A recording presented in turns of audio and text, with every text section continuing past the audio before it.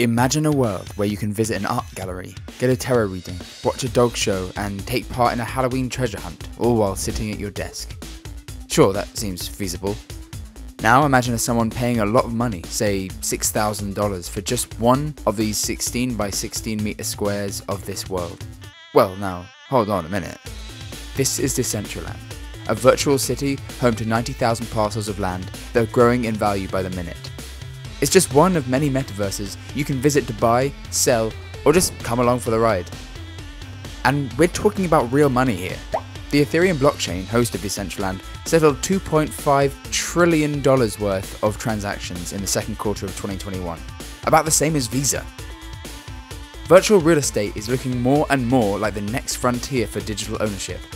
Its technology has the potential to shift the global economy into a new age of decentralized finance. And now that we've begun, there's no going back. To truly understand, I knew I had to visit Decentraland myself. But first, I needed some guidance. Lastrom is a developer at Decentraland, and he's going to keep his face concealed for privacy reasons. Hey Lastrom. Hey, how are ya? So Lastrom, what is Decentraland? Decentraland is a metaverse. Metaverses have existed before. We play Grand Theft Auto 5 online. That is sort of a metaverse.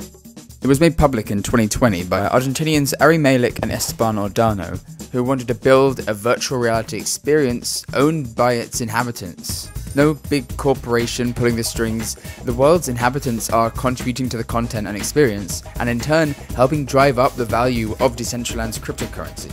So cryptocurrency is both a digital asset that can be used to trade for value, but also be held to increase its own value. So it's a mix between a currency and a stock, let's say. Cryptocurrency uses a decentralized system to verify transactions and keep records. Think Bitcoin or Ethereum or, yes, Dogecoin. And so, for instance, with Decentraland, they have their own currency called mana. And I can hold that mana like a stock and it can appreciate in value significantly, or I can use that currency in world to purchase unique items. So how are people making money in Decentraland? So it's called non-fungible token, meaning there's only one of them, it's unique, and it's digital. Right, because each NFT is unique, they're not interchangeable, unlike a dollar bill, for example. With these digital assets, these digital ownerships, people are providing utility, being able to utilize that ownership for certain things. In Decentraland, people are buying and selling NFTs in the form of art, music, digital apparel called wearables, and yes, land. People are using real money through mana to buy, sell, and rent digital land. Land is separated into 90,256 square meter parcels. Each parcel is its own verified NFT, meaning it's completely unique and can't be duplicated, just like land in the real world. You own the land, that's an actual NFT, and that gives you rights to build whatever you want on your land, or to provide access or denial to anybody on your land. I don't have to go through the title office or the normal ways of selling land. I just put it on the marketplace and digitally swap it. It's very simple. You know, today this is blank, and in 1 hour, this could be a skyscraper. The person doesn't need to go through all of the city planning, the physical limitations in the real world. Their imagination can control what they can put on here. On this land, owners can build businesses that offer something to buy or rent, or just store the NFTs they've purchased. For example, I buy a parcel of land for, say, 3,000 mana, just over $2,000. Let's say I build a gallery to showcase some NFT art. Artists could promote their work, and curious visitors make my land more popular, which, in Decentraland, makes it more profitable. Kind of like living in a trendy, desirable neighborhood in the physical world.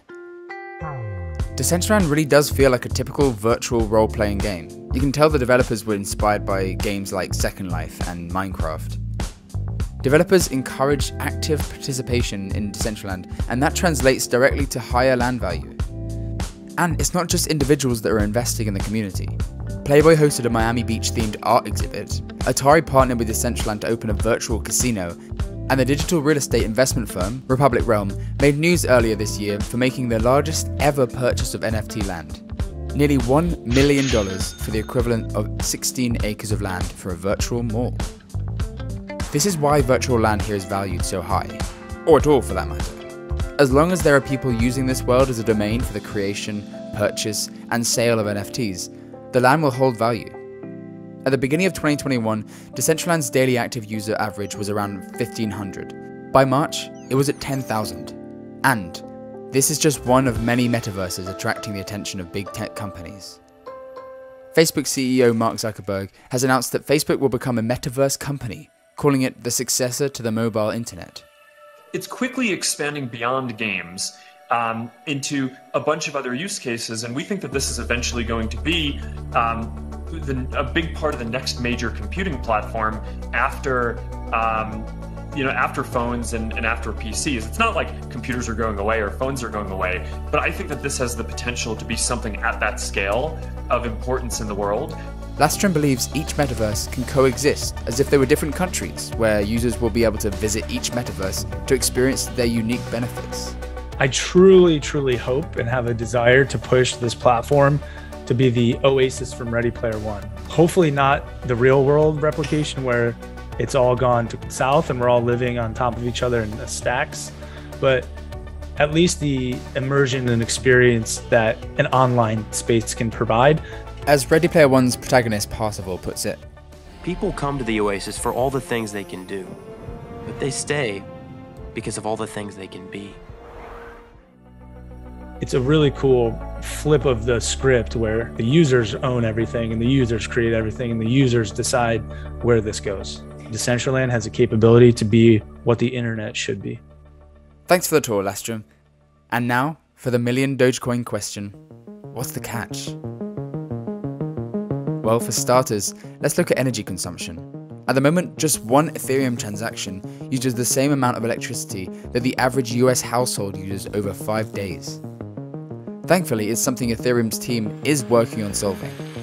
Then there are some familiar problems that plague our real-world economy. People will look for ways to hack and game the system, launder money, or fill it with microtransactions. In the cyberspace, now becoming the metaverse, we are bringing very similar risks along, but they are getting more amplified because of this unknown, uncharted territory. This is Kavya Perlman, founder of the nonprofit XR Safety Initiative, which sets privacy, security, and ethical standards for immersive technology. She's got some concerns about all this. There is no framework, no security, safety, or privacy framework that addresses these things. There are no laws even. If we don't proactively understand this, then we are really just experimenting. Then there's privacy.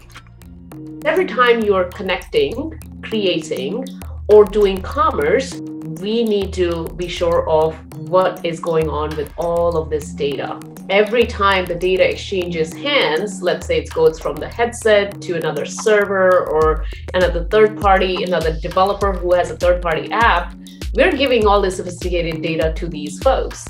If you were to buy some land in Decentraland, only to have a big tech company CEO peeking over the fence to keep an eye on your activity, the corporate-free paradise may need to revise some of its privacy rules and regulations. At the moment, metaverses are largely community-run, with decisions made through a DAO, a decentralized autonomous organization. Users vote on policies that shape their virtual world, from what kinds of wearable items are allowed, to upgrades to land and estate features, right down to the date of future land auctions. But in the face of serious digital crimes, a DAO can only do so much. If somebody replicates what you made into a different record, where are you going to go to fight that? And that is the huge issue. And those are rights that we need to establish. That man's an imposter. That man is the imposter. Ultimately, with great power, as they say, comes great responsibility. Whoever is going to hold this power, we remain committed to holding them accountable and keeping ourselves accountable. And that's the crux of it all. If metaverse economies like Decentraland want a seat at the real-world table, it seems they may have to face real-world scrutiny. That means helping ensure that the future of virtual reality belongs to the people. It's like the folk song says, "This land was made for you and me." Well, as long as you've got the crypto to buy it.